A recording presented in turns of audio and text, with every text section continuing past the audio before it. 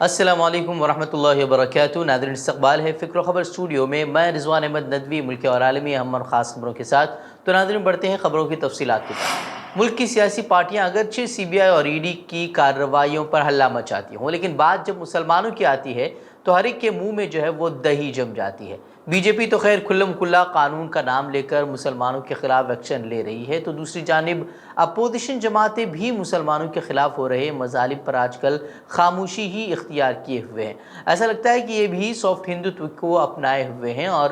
جنید اور ناصر کا معاملہ ہی دیکھ لیجئے کہ واقعے کو 2 ہفتے سے زیادہ کا وقت گزر چکا ہے، اور یہ کہاں کے رہائشی ہیں؟ یہ رہائشی ہیں راجستھان کے، لیکن اس کے باوجود راجستھان کے سی ایم ان زندہ جلائے جانے والوں کے گھر انہیں تسلی دینے کے لیے پہنچنے کی بھی انہیں فرصت ابھی تک نہیں ملی ہے، یا یہ کہا جائے تو غلط نہیں ہوگا کہ ان کو ان متاثرین سے ملاقات کا کوئی ارادہ ہی نہیں ہے۔ راہل گاندھی بھی خاموش ہیں، یہی نہیں بلکہ دوسری اپوزیشن جماعتیں بھی جو کہ سوشل میڈیا پر آپ کو ہر معاملے میں سرگرم نظر آتی ہیں، وہ بھی چپی سادے ہوئے نظر آ رہے ہیں۔ حالانکہ جب کہیں دلتوں کی بات آتی ہے یا پھر دوسری کمیونٹی کی بات آتی ہے تو یہ لوگ آپ دیکھتے ہی ہوں گے کہ اگر انہیں روکا بھی جاتا ہے تب بھی وہاں پہنچنے کے لیے وہ بضد نظر آتے ہیں، کارکنان کے ساتھ ہنگامہ ہوتا ہے، احتجاج بھی کرتے ہوئے وہ نظر آتے ہیں۔ لیکن جب مسلمانوں کی بات آتی ہے تو ہر طرف وہ خاموشی ہی خاموشی نظر آ رہی ہے۔ صرف ناصر اور جنید کا ہی معاملہ نہیں، بلکہ مسلمانوں کے ساتھ کہیں بھی کچھ ہو جاتا ہے تو ان لوگوں کا دوہرا رویہ وہ سامنے آ جاتا ہے۔ آج کل دیکھا جا رہا ہے کہ کس طریقے سے مسلمانوں کے خلاف زہر اگلا جا رہا ہے، ریلیاں منعقد کی جا رہی ہیں جس میں مسلم مخالف بیانات دیے جا رہے ہیں، لیکن اس کے باوجود کسی بھی سیاسی جماعت کی طرف سے کوئی بھی بیان سامنے نہیں آ رہا ہے، جو کہ کافی تشویشناک ہے۔ بہرحال اس پر گزشتہ روز منوج جھا نے بہت ہی صاف انداز میں مسلمانوں پر جس طرح سے مظالم ہو رہے ہیں اور سیاسی جماعتیں جس طریقے سے دوہرا رویہ اپنائے ہوئے ہیں اس پر خوب کھری کھری سنائی ہے۔ اس تقریر کو آپ ضرور سنیے گا۔ اکثر میں دیکھتا ہوں لوگ صاف طور پہ مسلمان نام لینے سے بچتے ہیں، الپسنکھیک اس کیٹیگری کا زیادہ استعمال کرتے ہیں۔ کھل کے بولیے، کھل کے بولیے، آپ لاگ لپیٹ کے ساتھ بولنے کا ٹائم نہیں ہے۔ کھل کے اگر آپ نہیں بولیں گے، تقریباً 20% کی آبادی ہے، یعنی کہ 5 ویکتی کے گھر میں 1 ویکتی مسلمان ہے۔ اگر میں اس کو تھوڑا انک گنت میں سمجھاؤں تو 5 بچے میں سے اگر 1 بچے کے لیے اس کے درد کے لیے آپ نہیں سوچ رہے، نہیں دیکھ رہے، اب تو گھر میں خود آگ لگا رہے ہیں، اور یہ آگ ایسی ہے جس کے لیے کوئی اگنی شامک ینتر کام نہیں آتا۔ پھر ہم سب بیٹھ کر کے قبرستان میں بیٹھ کر کے کہیں گے کہ یہ کیا کیا ہم نے اپنے ساتھ، اپنے دیش کے ساتھ۔ تو ایک تو مجھ کو لگتا ہے کہ پولیٹیکل پارٹیز کو، ساری پولیٹیکل پارٹیز کو سب ابھی بھارتپور میں ہوں، میں دیکھ رہا ہوں لوگ نام نہیں لے رہے ہیں۔ صاحب بولو نا، ناصر جنید، کیا لگ رہا ہے اس کو بولنے میں؟ کوئی فرق نہیں پڑے گا اگر آپ یہ سمجھتے ہیں کہ ان معاملوں میں چپی رکھ کر کے اور ایک سافٹ ورژن آف ہندوتو وہ سب کام نہیں کرے گا۔ جب اوریجنل رہے گا تو فیک اور فوٹو کاپی کسی کو نہیں چاہیے۔ دراصل یہ تقریر کا ایک اقتباس ہے جو انہوں نے پریس کلب آف انڈیا میں دیا تھا۔ دراصل آپ کو بتا دیں کہ شہری ترمیمی ایکٹ اور این آر سی کے خلاف مظاہروں میں پیش رہنے والے نوجوانوں کی دہلی فساد کا الزام عائد کر کے کی گئی گرفتاری کو سیاسی گرفتار قرار دیتے ہوئے دہلی کے پریس کلب آف انڈیا میں ان کی رہائی کا پرزور مطالبہ کیا گیا تھا، اور خالد سیفی کی گرفتاری کے 3 سال مکمل ہونے پر سٹیزن کلیکٹیو کے بینر تلے منعقدہ پریس کانفرنس میں اس دوران وہ کانگریس کے لیڈر سلمان خورشید تھے، راجیہ سبھا کے سابق رکن اور جے ڈی یو لیڈر کے سی تیاگی تھے، اور راجیہ سبھا کے رکن منوج جھا، سابق ایم پی محمد ادیب اور انسانی حقوق کارکن یوگیندر یادو سمیت کئی افراد وہاں موجود تھے۔ وہیں خالد سیفی کی اہلیہ نے وہ حالات سناتے ہوئے وہ اس وقت رو بھی پڑی۔ انہوں نے کہا کہ خالد سیفی نے انہیں عدالت میں کہا کہ یا تو یہ معاملہ ختم ہو جائے گا یا پھر وہی ختم ہو جائیں گے، اس طرح کی بات کہہ کر وہ رونے لگی۔ وہیں سلمان خورشید نے پھر انہیں دلاسا دیا اور کہا کہ اگرچہ انصاف نظر نہیں آ رہا لیکن ہمیں ہمت نہیں ہارنی ہے، جدوجہد کرتی رہنی چاہیے، اس طرح کی بات انہوں نے کہی ہے۔ فلسطین میں جس طرح کے حالات بنے ہوئے ہیں زیادہ تر لوگ جانتے ہی ہوں گے، جو لوگ نہیں جانتے ہیں ان کے لیے ہم بتا دیں کہ آئے روز وہاں قتل کی وارداتیں پیش آ رہی ہیں، فلسطینی جو ہے وہ ظلم و ستم کا شکار ہوتے جا رہے ہیں، اسرائیلی فوج ان کے علاقوں میں چھاپہ مار کارروائی کے نام پر گھس رہی ہے اور بے رحمی سے ان کا قتل عام کیا جا رہا ہے۔ گزشتہ دنوں جو ہے وہ ویڈیو سامنے آئی تھی کہ کس طریقے سے 11 نوجوانوں کو قتل کر دیا گیا، جس کے بارے میں بتایا جا رہا ہے کہ اس میں 20 سال کے نوجوان سے لے کر 72 سال کے بزرگ تک شامل تھے، انہیں کس طریقے سے مارا گیا۔ یہ اس کی ویڈیو جو ہے وہ سوشل میڈیا پر ٹویٹر پر جو ہے وہ گردش کر رہی ہیں۔ اگر ہم اس یہاں آپ اگر ڈال دیں گے تو پھر کاپی رائٹ کا مسئلہ آ جائے گا اور اس ویڈیو کو جو ہے نکال دیا جائے گا، اس لیے ہم صرف کچھ تصاویر آپ کے سامنے رکھیں گے۔ تو ناظرین یہ جو صورتحال وہاں بنی ہوئی ہے اور لگاتار جو ہے یہ سلسلہ جاری ہے۔ اسرائیل کے فلسطینیوں کے خلاف اقدامات کو لے کر OIC نے اب تشویش کا اظہار کیا ہے۔ اسلامی تعاون تنظیم کے سیکریٹری جنرل حسین ابراہیم طہا نے زور دے کر کہا ہے کہ نام نہاد اسرائیلی ریاست کو بے لگام چھوڑنے سے اسے فلسطینیوں کے خلاف جرائم پر قائم رہنے کا موقع دیا گیا ہے۔ ان کا کہنا تھا کہ صہیونی ریاست کے جرائم پر خاموشی نے فلسطینیوں پر مظالم میں اضافہ کیا ہے اور اسرائیل کے فلسطینیوں کے خلاف اقدامات انسانیت کے خلاف جرائم میں شامل ہیں۔ OIC کے سیکریٹری جنرل نے حال ہی میں فلسطین کے شہر نابلس میں اسرائیلی فوج کے ہاتھوں نہتے فلسطینیوں کے قتل عام کی بھی مذمت کی اور اس واقعے کی عالمی سطح پر آزادانہ تحقیقات کا بھی مطالبہ کیا ہے۔ وہیں تنظیم کے سیکریٹری جنرل نے نابلس، اس سے قبل اریحا اور جنین شہروں میں رونما ہونے والے گھناؤنے جرائم کی مذمت کرتے ہوئے کہا کہ یہ کارروائیاں اسرائیلی فوج کے نہ ختم ہونے والے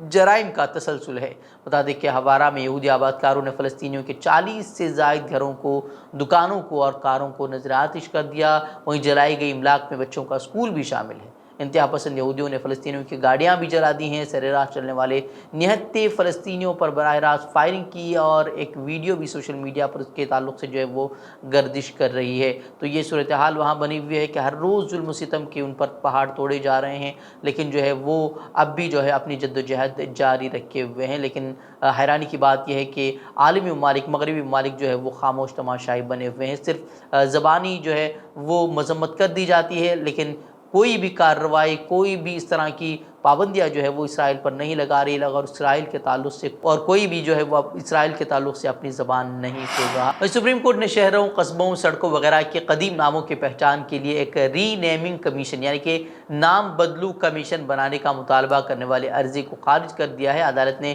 عرضی خارج کرتے ہوئے سخت لہجے میں تبصرہ کیا کہ ملک ماضی کا قیدی بن کر نہیں رہ سکتا۔ عدالت نے بہترین تبصرہ کرتے ہوئے بھی کہا کہ جمہوری ہندوستان سبھی کا ہے، ملک کو آگے لے جانے والی باتوں کے بارے میں سوچا جانا چاہیے۔ وہیں عدالت عظمیٰ نے عرضی کو تشدد کی منشا والا قرار دیا اور کہا کہ ایسا کرنے سے ایشو زندہ رہیں گے اور ابال والی صورتحال جو ہے وہ بنی رہے گی۔ اس عرضی کو جو ہے وکیل اشونی اپادھیائے نے داخل کیا تھا، جو کہ BJP کے رہنما ہیں، اور اس طرح کے ایشوز وہ لگاتار عدالتوں میں اٹھاتے رہتے ہیں۔ اس سے قبل بھی انہوں نے لو جہاد، لینڈ جہاد، تبدیل مذہب سمیت کئی ایسے ایشوز کو جو ہے وہ عدالتوں میں اٹھانے کی کوشش کی تھی، جس سے کہ صرف سماج میں تفرقہ پیدا کیا جا سکے، اور اب جو ہے وہ عدالت نے انہیں سخت پھٹکار بھی لگائی ہے۔ کہاں بات ہو رہی تھی اڈانی کے خلاف جانچ کی، لیکن گرفتار ہو گئے ہیں منیش سسودیا۔ منیش سسودیا کی گرفتاری کو لے کر اپوزیشن جماعتوں کی طرف سے بھی لگاتار رد عمل سامنے آ رہے تھے، اور انہوں نے ED اور CBI کی کارروائی کو جو ہے وہ انہوں نے اس کی قابل مذمت قرار دیتے ہوئے سخت الفاظ کا بھی استعمال کیا تھا، لیکن اس کے باوجود بھی جو ہے کانگریس کی طرف سے کوئی ایسا بیان سامنے نہیں آیا تھا کہ جس سے کہ یہ ثابت ہو کہ وہ منیش سسودیا کے ساتھ کھڑی ہے، بلکہ دہلی کانگریس کا تو حال یہ ہے کہ انہوں نے منیش سسودیا کی گرفتاری کا خیر مقدم بھی کیا تھا۔ وہیں اس کی اہم وجہ یہ بتائی جا رہی ہے کہ کانگریس ہمیشہ سے ہی عام آدمی پارٹی کو BJP کی B ٹیم کا خطاب دیتی آ رہی ہے، اور کئی مرتبہ ایسا دیکھنے کو بھی ملا ہے کہ جب کہیں BJP کی نیا ڈوبتی ہوئی نظر آتی ہے یا کانگریس خود کو مضبوط پوزیشن پر لا کھڑا کرنے کی کوشش کرتی ہے تو پھر عام آدمی پارٹی کو ایک مضبوط دعوے دار کے طور پر پیش کیا جاتا ہے، اور پنجاب میں بھی کچھ ہم نے اسی طرح دیکھا کہ وہاں BJP کی جیت کے امکانات کم تھے، تو یہاں عام آدمی پارٹی کو اس طرح سے پریزنٹ کیا گیا کہ کانگریس کے ہاتھوں سے پنجاب پھسل گیا۔ یہی حکمت عملی اس مرتبہ گجرات اسمبلی انتخابات کے وقت بھی دیکھنے کو ملی، جہاں عام آدمی پارٹی کے خلاف بی جے پی اتنی شدت سے آواز بلند کر رہی تھی کہ گویا کہ گجرات عام آدمی پارٹی کا گڑھ ہو اور وہاں سے انہیں عام آدمی پارٹی کا صفایا کرنا ہو، جس کا سیدھا نقصان جو ہے وہ کانگریس کو ہی ہوا، اور جن علاقوں میں کانگریس کی پکڑ مضبوط تھی ان علاقوں میں بھی کانگریس کو جو ہے بری طرح شکست کا سامنا کرنا پڑا تھا، اور بی جے پی 180 میں سے 150 تقریباً سیٹوں پر اس نے جیت حاصل کرنے میں وہ کامیاب رہی تھی۔ اور اب ایسا لگتا ہے کہ 2024 کے انتخابات سے قبل اور 2023 کے اسمبلی انتخابات سے قبل جو ہے بی جے پی عام آدمی پارٹی کے خلاف محاذ کھول کر اسے 2024 انتخابات سے قبل ایک قومی پارٹی بنانے کی کوششوں میں لگی ہوئی ہے، جس سے کہ اپوزیشن میں بھی پھوٹ پڑے اور اس کا سیدھا فائدہ بی جے پی کو ہو جائے۔ وہیں اب کرناٹک، مدھیہ پردیش، راجستھان، چھتیس گڑھ میں بھی مثال انتخابات ہونے والے ہیں، تو ایسا لگتا ہے کہ یہاں اگرچہ عام آدمی پارٹی کے پاس تنظیمی طاقت نہیں ہے، لیکن اس سے دوسری مضبوط سیاسی جماعتوں کو نقصان ضرور ہوگا، لیکن جس طریقے سے کارروائیاں جائنٹ ایجنسیوں کے ذریعے سے کی جا رہی ہیں وہ تشویش کا باعث ضرور بنی ہوئی ہیں۔ شراب پالیسی میں مبینہ گھپلے کے سلسلے میں سی بی آئی ریمانڈ پر بھیجے گئے دہلی کے نائب وزیر اعلیٰ منیش سسودیا نے سپریم کورٹ سے جو ہے وہ رجوع کیا ہے۔ سسودیا نے سپریم کورٹ میں اپنی گرفتاری اور سی بی آئی کے جانچ کے طریقہ کار کو چیلنج کیا ہے۔ رپورٹ کے مطابق سپریم کورٹ نے سسودیا کی عرضی پر سماعت کرنے پر رضامندی بھی ظاہر کر دی ہے، اور جو ہے وہ معاملے کی سماعت جو ہے وہ آج دوپہر 3:30 پر ہوگی، اور یاد رہے کہ منیش سسودیا کو سی بی آئی نے اتوار کو دہلی حکومت کی شراب پالیسی میں مبینہ گھپلے کے سلسلے میں گرفتار کیا تھا۔ سی بی آئی نے انہیں پیر کو راؤز ایونیو کورٹ میں پیش کیا، جہاں انہیں 5 دن کی سی بی آئی حراست میں بھیج دیا گیا ہے۔ وہیں منیش سسودیا کی گرفتاری کو لے کر جگہ جگہ جو ہے وہ عام آدمی پارٹی کی طرف سے احتجاجات ہو رہے ہیں، اور عام آدمی پارٹی جو ہے وہ اڈانی مودی بھائی بھائی کے بھی نعرے لگا رہی ہے۔ ایم آئی ایم کے سربراہ اسد الدین اویسی کی بیٹی کے سسر ڈاکٹر مظہر الدین خان نے گزشتہ روز بنجارہ ہلز میں واقع اپنے گھر میں مبینہ طور پر خود کو گولی مار کر خودکشی کر لی ہے۔ اس طرح کی باتیں سامنے آ رہی ہیں۔ مظہر الدین خان اویسی کی بیٹی کے سسر تھے، وہ پیشے سے ڈاکٹر تھے اور اویسی اسپتال میں اپنی خدمات بھی انجام دے رہے تھے۔ وہیں پولیس کا کہنا ہے کہ انہوں نے گھریلو تنازع کی وجہ سے جو ہے خود کو گولی مار دی ہے۔ وہیں اسپتال کا کہنا ہے کہ ان کے سر کے دائیں جانب زخم تھا، اور معاملے میں مزید تفتیش کے لیے پولیس کو اطلاع دی گئی ہے۔ خیال ہے کہ چند ماہ قبل مظہر الدین خان کے خلاف ان کی اہلیہ کی شکایت پر گھریلو تشدد کا مقدمہ بھی درج کیا گیا تھا۔ اس واقعے کے بعد سے بتایا جا رہا ہے کہ وہ کافی تناؤ میں رہنے لگے تھے، اور گزشتہ روز جو ہے انہوں نے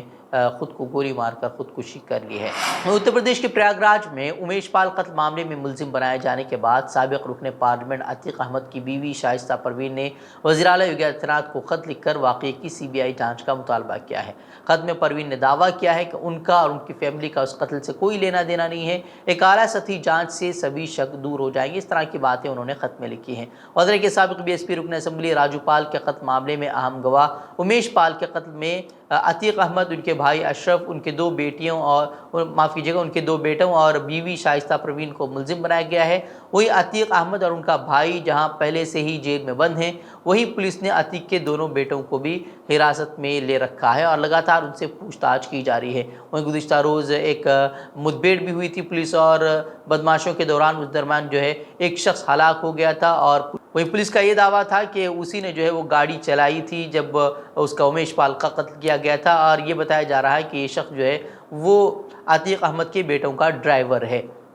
وہیں آج پولیس نے ایک اور سازش رچنے کے الزام میں جو ہے ایک نوجوان کو گرفتار کیا ہے۔ پولیس نے الہ آباد سینٹرل یونیورسٹی کے مسلم بورڈنگ ہاسٹل کے طلبہ رہنما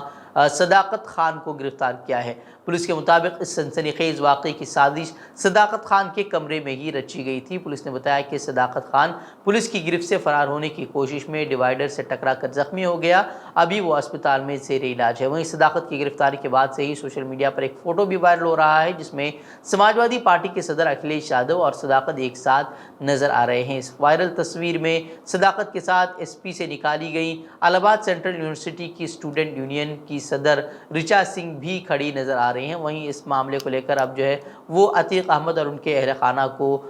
جو ہے وہ مجرم بنایا جا رہا ہے، لیکن گھر والوں کا کہنا ہے کہ ان کا اس سے کوئی تعلق نہیں ہے۔ خیال ہے کہ گزشتہ دنوں وزیر اعلیٰ یوگی آدتیہ ناتھ نے بھی کہا تھا کہ وہ جو ہے مافیاؤں کو خاک میں ملا دیں گے، لیکن جس طریقے سے کارروائی ہو رہی ہے تو ایسا ہی لگتا ہے کہ صرف مافیا کا مطلب جو ہے وہ یوگی آدتیہ ناتھ کے نزدیک وہ صرف مسلمان ہی ہیں۔ تو ناظرین اب بڑھتے عالمی خبروں کی طرف۔ وائٹ ہاؤس نے وفاقی ایجنسی کو تمام سرکاری آلات سے ٹک ٹاک کو مکمل طور پر ہٹانے کے لیے 30 دن کا وقت دیا ہے۔ ساتھ ہی کینیڈا نے بھی حکومت کے تمام موبائل آلات میں ڈاؤن لوڈ ٹک ٹاک پر پابندی کا اعلان کیا ہے۔ چین کی اس ویڈیو ایپ کے حوالے سے بڑھتے ہوئے سیکیورٹی خدشات کے پیش نظر یہ فیصلے لیے گئے ہیں۔ امریکہ انتظامیہ کی جانب سے پیر کو جاری کردہ رہنما خطوط کو ملک کی سیکیورٹی خطرات سے نمٹنے کی جانب ایک اہم قدم قرار دیا گیا ہے۔ واضح ہے کہ ٹک ٹاک ایپ کو منگل کے روز سے کینیڈا حکومت کی جانب سے جاری تمام فون سے ہٹا دیا جائے گا۔ قبل ازیں یورپی یونین کی ایگزیکٹو برانچ نے گزشتہ ہفتے کہا تھا کہ اس نے سائبر سیکیورٹی اقدام کے طور پر ملازمین کے ذریعے استعمال کیے جانے والے فون سے ٹک ٹاک پر عارضی طور پر پابندی لگا دی ہے۔